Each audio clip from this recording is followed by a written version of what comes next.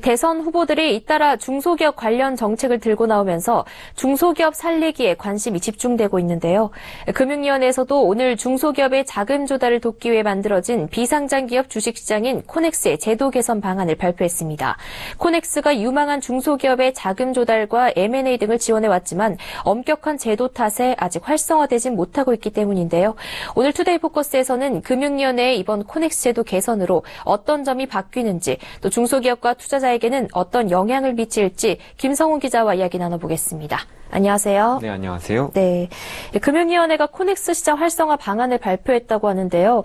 이 코넥스 시장이 무엇인지 아직 모르는 분들도 계실 것 같아요. 우선 설명부터 부탁드릴게요. 네, 코넥스는 중소기업 기본법상 중소기업만 상장 가능한 주식시장으로 지난 2013년 7월 개장한 중소기업 전용 주식시장입니다.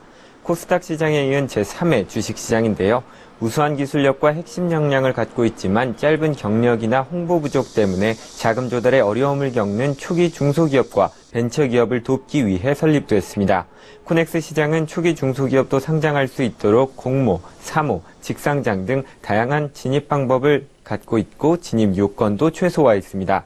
또 사회이사와 상근감사 설치 의무를 면제해 지배구조에 대한 부담도 덜어주었습니다. 현재 141개사가 상장돼 있으며 코넥스에 상장하기 위해서는 자기자본 5억 원, 매출액 10억 원, 순이익 3억 원 중 한 가지 조건만 충족하면 됩니다. 네, 중소기업의 상황을 고려해서 이 진입 요건을 크게 낮춘 주식시장이 코넥스 시장이라는 건데요. 금융위원회가 이 코넥스 제도 개선에 나서는 이유는 뭘까요? 네, 상장 요건이 많이 완화되긴 했지만 아직도 초기 벤처기업이나 중소기업들에게는 상당히 높은 상장 진입벽이 있습니다. 따라서 신규 상장이 점점 줄어들고 있기 때문인데요. 기술력을 갖춘 초기 상장 기업을 위해 지정기관 투자자가 있을 경우 조건을 면제해주는 기술 특례 상장 제도도 도입하고 있지만 이마저도 엄격한 요건 때문에 2015년 7월 이후 단 한 개 업체만이 제도의 도움을 받는 데 그쳤습니다. 기술 특례 상장 제도를 이용하기 위해서는 중소기업 투자 실적 300억 원 이상인 지정기관 투자자가 해당 중소기업의 지분 20% 이상을 1년 이상 보유해야 하는 등의 조건이 필요합니다. 금융위원회는 이러한 문제점을 고치기 위해 이번 개선 방안을 통해 지정기관 투자자 요건 중 중소기업 투자 실적을 현행 300억 원에서 150억 원으로 낮추기로 했습니다. 지정기관 투자자 수도 2배로 늘리고 기술 특례 상장 대상 중소기업의 지분 보유 기간도 1년에서 6개월 이상으로 완화했습니다. 신규 상장과 공시 활성화를 위한 다른 제도 개선도 있습니다. 중소기업의 코넥스 상장과 공시를 돕도록 의무적으로 배정한 지정 자문인의 경우 수천만 원에 달하는 수수료 때문에 부담을 느끼는 기업들이 많았습니다. 금융위는 이번 개선을 통해 기업 자체 공시 역량을 갖추고 있고 유동성 수준이 일정 수준 이상인 기업에 대해서는 지정자문인 서비스를 받지 않아도 되도록 제도를 바꿨습니다. 네, 특히 자본이 적은 신생기업이 이번 제도 개선을 통해서 많은 도움을 받을 수 있을 것 같습니다. 코넥스 상장기업의 코스닥 이전 상장 활성화를 위한 방안도 있다고요? 네, 맞습니다. 기존에도 코스닥으로의 이전 상장을 활성화시키기 위해서 신속 이전 상장, 즉 패스트 트랙이 시행되기는 했는데요.